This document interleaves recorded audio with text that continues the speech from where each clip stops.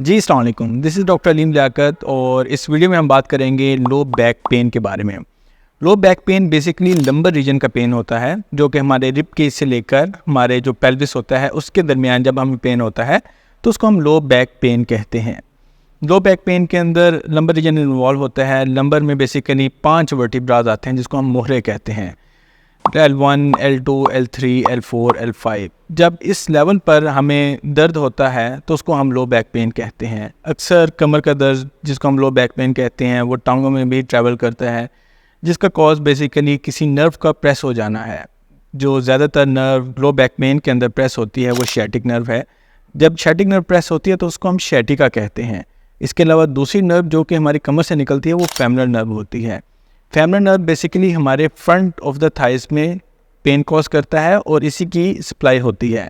इसके अलावा जो शैटिक नर्व है वो हमारे कमर से शुरू होती है, इसके बटक्स में जाती है, उसके बाद हमारे हैमस्ट्रिंग से होते हैं वे हमारे काफ में और फिर पाँव तक शैटिक नर्व जाती है। लो बैक पेन के मुख्तलिफ कॉजेज़ हो सकते हैं, जैसे कि मस्कुलर पेन हो सकता है, इसके अलावा डिस्क का पेन हो सकता है, किसी लिगामेंटस स्ट्रेन हो सकता है। इसके अलावा जो हमारे जॉइंट्स होते हैं कमर के अंदर जिनको हम फेसिड जॉइंट्स कहते हैं उनका इशू हो सकता है। इसके अलावा डिस्क का इशू हो सकता है। डिस्क बेसिकली जाके हमारी नर्व्स को प्रेस करती है और उसकी वजह से शैटिका के सिम्टम्स और शैटिका लाइक पेन्स आते हैं। हमारी तकरीबन 80% जो पॉपुलेशन है उसको लो बैक पेन सफ़र करती है इन देयर लाइफ स्पैन। मतलब कि 80% लोगों को ज़िंदगी में कभी ना कभी कमर का दर्द होता है। लो बैक पेन की जो बढ़ती हुई शरह है उसका मेन रीज़न हमारा सेडेंटरी लाइफस्टाइल है।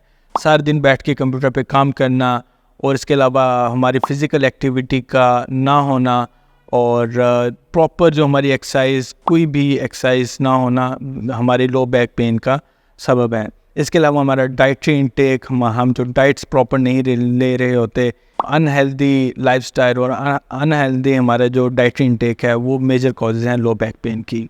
अगर बात की जाए मेल्स या फीमेल्स की कि किस में ज़्यादा पेन होता है तो फीमेल्स के अंदर लो बैक पेन की शरह ज़्यादा है। इसके अलावा जो हमारी अर्ली एजेस हैं जिसके अंदर 30 to 60 के दरमियान जो हमारा ज़्यादातर जो लो बैक पेन होता है वो डिस्क की वजह से होता है। जब हमारी डिस्क के अंदर कोई इंजरी हो रही हो, हम झुक के कोई वज़न उठा लें या भी किसी भी तरह से हम अपनी डिस्क को डैमेज कर लें तो उसकी वजह से कमर का दर्द होता है। इसके अलावा जो ओल्ड एज के अंदर लो बैक पेन होता है उसका जो मेजर कॉज है वो डीजनरेशन होता है। Degeneration basically age related changes होती हैं जो कि हमारी फुल बॉडी में आ रही होती हैं। जब वो कमर में आती हैं तो उसको हम सर्वाइकल स्पॉन्डाइलोसिस कहते हैं, जिसके अंदर हमारे जो वर्टिब्राज होते हैं वो अपनी शेप चेंज कर लेते हैं, उसके अंदर एस्ट्रोफाइट फॉर्मेशन हो जाती है।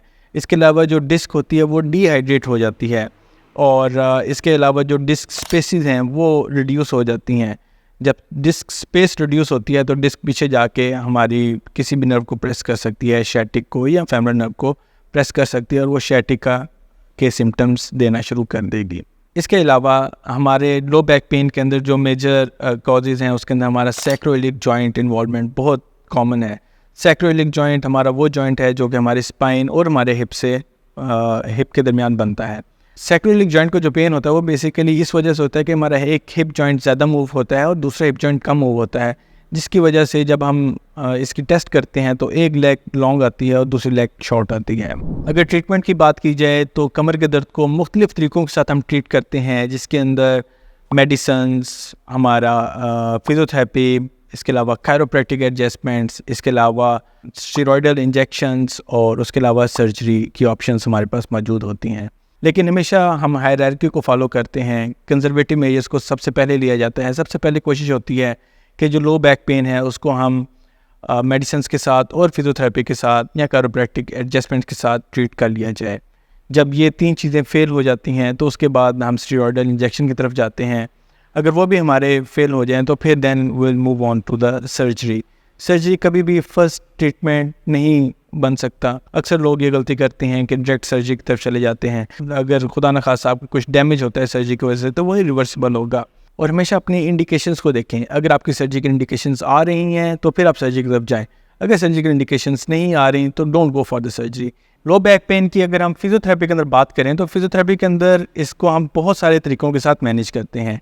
डिपेंड करता है कि हमारा कॉज क्या है। सबसे पहले जो रूट कॉज है उसको आइडेंटिफाई करना सबसे इम्पोर्टेंट होता है। जब रूट कॉज हमें मिल जाता है तो उसके अकॉर्डिंगली ट्रीटमेंट प्रोवाइड किया जाता है।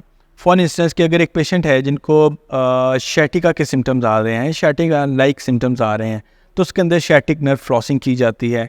इसके अलावा वो पेशेंट्स जिनके अंदर स्पॉन्डाइलोसिस आ रहा है, जो हमारा लंबर स्पॉन्डाइलोसिस आ रहा है, तो उसके अंदर बेसिकली जो हमारे बैक के मसल्स होते हैं उनको स्ट्रॉन्ग किया जाता है और उसकी पेन मैनेज की जाती है। इसके अलावा सैक्रोइलिक जॉइंट के जो पेशेंट्स होते हैं उनके सैक्रोइलिक जॉइंट एडजस्टमेंट्स की जाती हैं। इसके अलावा पेशेंट्स हमारे पास disc protrusion, disc slip, disc extrusion के साथ आ रहे होते हैं, तो उसके अंदर हम डिफरेंट मोडालिटीज़ इसके अंदर अप्लाई कर सकते हैं। इसके अंदर हम ट्रैक्शन अप्लाई कर सकते हैं, नी कंप्रेशन अप्लाई कर सकते हैं। इसके अलावा हम उसके अंदर शैटिक नर्व फ्लॉसिंग कराते हैं। उसके अलावा मैनोथेरेपी के अंदर हम डिफरेंट टेक्निक्स इसके अंदर परफॉर्म करते हैं, जिससे हम उसकी जो शैटिक नर्व है उसको ईज़ आउट करते हैं और जो शैटिका का पेन होता है उसको ख़त्म किया जाता है। तो इस वीडियो में मैं आपको कुछ एक्सरसाइज बताऊंगा जिनको करके आप अपनी कमर का दर्द बेहतर कर सकते हैं। जो पहली एक्सरसाइज आप परफॉर्म करेंगे उसको हम कैट एंड कैमल एक्सरसाइज कहते हैं। इस एक्सरसाइज को परफॉर्म करने के लिए आप 4 पॉइंट पोजीशन में आएंगे और उसके बाद अपनी कमर को नीचे लेकर जाएंगे और हेड को ऊपर उठाएंगे। इस पोज को हम कैट पोज कहते हैं। और उसके बाद आपने कैमल पोज अडॉप्ट करना है, जिसके लिए आप हेड को नीचे और कमर को फुल आर्च करेंगे अपवर्ड। इन दोनों पोजीशंस को आप 10-10 सेकंड होल्ड करेंगे और इस एक्सरसाइज को आप 10 टाइम्स रिपीट करेंगे। सेकंड नंबर पर जो एक्सरसाइज परफॉर्म करनी है उसको हम प्रेयर स्ट्रेच एक्सरसाइज कहते हैं। इस एक्सरसाइज को परफॉर्म करने के लिए भी आप 4 पॉइंट पोजीशन से स्टार्ट करेंगे और अपने हिप्स को अपने एंकल्स के साथ टच करेंगे और हेड को नीचे ले जाएंगे। इस पोजीशन को आप 10 सेकंड होल्ड करेंगे और उसके बाद वापस आ जाएंगे। इस एक्सरसाइज को आप 10 सेकंड रिपीट करेंगे। थर्ड नंबर पर जो एक्सरसाइज करनी है इसको हम नी टू चेस्ट एक्सरसाइज कहते हैं। इस एक्सरसाइज को परफॉर्म करने के लिए आप सीधा लेटेंगे और अपने दोनों नीज को बेंड कर लेंगे। सबसे पहले एक नी को अपने दोनों हाथों के साथ पकड़ेंगे और उसको चेस्ट के साथ लगाएंगे। इस पोजीशन को आप 10 सेकंड होल्ड करेंगे, उसके बाद आराम आराम से वापस ले जाएंगे। इस एक्सरसाइज को आप 10 टाइम्स रिपीट करेंगे और उसके बाद आप दूसरी लेग के साथ यही एक्सरसाइज करेंगे। फोर्थ नंबर पर जो आप एक्सरसाइज करेंगे उसको हम बैक एक्सटेंशन एक्सरसाइज कहते हैं। इस एक्सरसाइज को परफॉर्म करने के लिए आप अपराइट खड़े होंगे और दोनों हाथ अपनी वेस्ट के ऊपर रखेंगे। उसके बाद आप अपनी अपर बैक को पीछे की तरफ लेकर जाएंगे और इस पोजीशन को आप 5 से 10 सेकंड होल्ड करेंगे और उसके बाद वापस आ जाएंगे। ये एक्सरसाइज भी आप 10 टाइम्स रिपीट करेंगे।